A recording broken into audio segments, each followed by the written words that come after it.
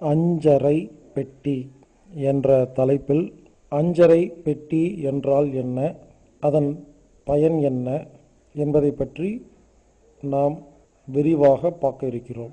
அஞ்சறை பெட்டி என்று சொல்லும் பொழுது நமக்கெல்லாம் ஞாபகம் வருவது சமையல் அறையில் இருக்கும் பல அறைகள் கொண்ட ஒரு டப்பா.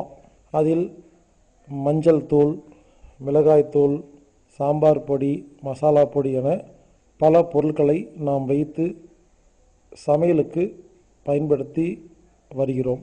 பொதுவாக அஞ்சறை பெட்டி என்று கூறும் பொழுது பலருக்கும் இந்த பெட்டி தான் ஞாபகம் வரும். ஆனால் உண்மையிலேயே அஞ்சறை பெட்டி என்பது அது கிடையாது. அஞ்சறை பெட்டி என்பது அனைத்து வியாதிகளையும் குணப்படுத்தும் சர்வ ரோக நிவாரணி எனப்படும் மருந்து தயாரிக்க பயன்படும் ஒரு மருத்துவ பெட்டி. நமது முன்னோர்கள், நமது தாத்தா சில வருடங்களுக்கு முன்பாக அஞ்சறை பெட்டி என்ற ஒரு பெட்டியை வைத்துத்தான் 4448 வியாதிகளுக்கும் மருந்து தயாரித்து கொடுத்திருக்கிறார்கள் என்பது நமக்கு தெரியும் பொழுது மிகவும் ஆச்சரியமாக இருக்கிறது. இந்த ஐந்தறை பெட்டி வைத்தியம் என்பது மிகவும் சுலபமானது, பண செலவு மிக குறைவானது, சீக்கிரமாக தயாரிக்கக்கூடியது, வீட்டிலேயே தயாரிக்கக்கூடியது.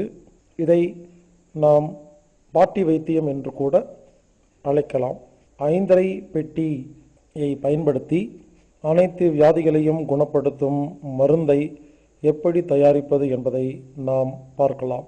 ஐந்தறை பெட்டி என்பது ஒரு மரத்தால் ஆன ஒரு பெட்டி. இது சுமார் 1 அடி நீளமும் 3/4 அடி அகலமும் இருக்கும். இந்த பெட்டி இப்பொழுது எந்த கடையிலும் கிடைப்பது கிடையாது. ஒருவேளை நமக்கு தேவைப்பட்டால் நாம் ஆசாரியை அழைத்து நாமே தான் செய்து கொள்ள வேண்டும். இந்த ஐந்தறை பெட்டியில் முன்னால் இருக்கும் பெட்டி மட்டும் சற்று பின்னால் இருக்கும் 4 பெட்டிகள் முதல் பெட்டியை விட பாதி மடங்கு இருக்கும். இப்படி 5 பெட்டிகளை உடைய மூடியுள்ள ஒரு மரத்தாலான பெட்டிக்கு பெயர்தான் ஐந்தறை பெட்டி. இந்த பெட்டியில் முன்னால் கொள்ளளவு அதிகமுள்ள முதல் பெட்டியில் சீரகம் இருக்கும். மற்ற 4 பெட்டிகளில் மிளகு, திப்பிலி, சுக்கு, ஏலக்காய் ஆகிய 4 பொருள்கள் இருக்கும். இந்த 5 பொருள்களை 300 விதமாக மருந்துகள் தயாரிப்பதற்கு பயன்படுத்த முடியும். ஒருவேளை எதை சேர்த்து எப்படி தயாரிப்பது என்பதை தெரியாதவர்கள் எந்த வியாதி இருந்தாலும் இந்த 5 பொருட்களை மொத்தமாக எடுத்து நாம் மருந்து தயாரிக்கலாம். உதாரணமாக நமக்கு எந்த வியாதி இருந்தாலும் உடனடியாக இந்த 5 பொருள்களை சீரகம் மட்டும் 2 டேபிள் ஸ்பூன் அளவுக்கு எடுக்க வேண்டும். மற்ற 4 பொருள்களை 1 டேபிள் ஸ்பூன் அளவுக்கு எடுக்க வேண்டும். ஐந்தறை பெட்டி மருந்து தயாரிக்கும் பொழுது சீரகத்தின் அளவு எப்பொழுதும் அதிகமாக இருக்க வேண்டும். மற்ற பொருள்களை விட 2 மடங்கு இருக்க வேண்டும் என்பதற்காகத்தான் சீரக பெட்டி மட்டும் கொள்ளளவு அதிகமாக உள்ளது என்பதை கவனிக்கவும். இனிமேல் நமக்கு எந்த ஒரு வியாதி இருந்தாலும் அதை சரி செய்வதற்கு சீரகம் 2 மடங்கு, மற்ற 4 பொருள்கள் 1 மடங்கு என 4ஐயும் எடுத்து மெதுவாக இளம் சூட்டில் வறுக்க வேண்டும். பின்னர் இந்த 5 பொருள்களையும் அம்மியில் வைத்து அரைத்து பொடி செய்ய வேண்டும். இந்த பொடியை முதல் நாள் தேனில் கலந்து சாப்பிட வேண்டும். இதை சாப்பிடுவதற்கு முன்போ சாப்பிடுவதற்கு பின்போ அல்லது 2 உணவிற்கும் நடுவிலோ ஆக மொத்தம் எப்படியோ ஒரு நாளில் அரைத்ததை அனைத்தும் சாப்பிட வேண்டும். 2வது நாள் நெய்யில் கலந்து சாப்பிட வேண்டும். 3வது நாள் பனங்கருப்பட்டியில் கலந்து சாப்பிட வேண்டும். தினமும் புதிதாக அரைக்க வேண்டும். இப்படி செய்யும் இந்த மருந்துக்கு பெயர் பஞ்ச தீவார்த்தினி சூரணம் என்று பெயர். இந்த பஞ்ச தீவார்த்தினி சூரணம் என்பது உடலுக்கு வரும் 4448 நோய்களுக்கும் ஒரே சர்வ ரோக நிவாரணி என்று அழைக்கப்படும். இதைத்தான் நமது முன்னோர்கள் ஐந்தரை பெட்டி வைத்தியம் என்ற பெயரில், நமக்கு நாமே வைத்தியம் என்ற பெயரில் மருந்துகள் சாப்பிட்டு ஆரோக்கியமாக பல வருடங்களாக நிம்மதியாக வாழ்ந்து வந்தார்கள். ஆனால் சில வருடங்களாக இந்த வைத்தியம் நமது ஞாபகத்திலிருந்து விலகிவிட்டது. நாம் மீண்டும் அதை ஞாபகப்படுத்துகிறோம். இந்த 5 பொருள்களையும் 3 விதமான பொருள்களில் கலந்து, அதாவது சீரகம், மிளகு, திப்பிலி, சுக்கு, ஏலக்காய் ஆகிய 5 பொருள்களையும் தேன், நெய், கருப்பட்டி ஆகிய 3 பொருளுடன் 300 விதமான காம்பினேஷன்களில் கலந்து 300 விதமான மருந்துகள் தயாரிக்க முடியும். உதாரணமாக, 1.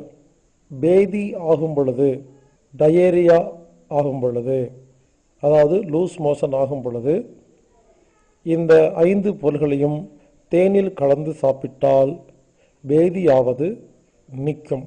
2. கர்ப்பகாலத்தில் பெண்களுக்கு வாந்தி வரும் பொழுது திப்பிலியை வறுத்து கருப்பட்டியில் கலந்து சாப்பிட்டால் வாந்தி நிற்கும். 3.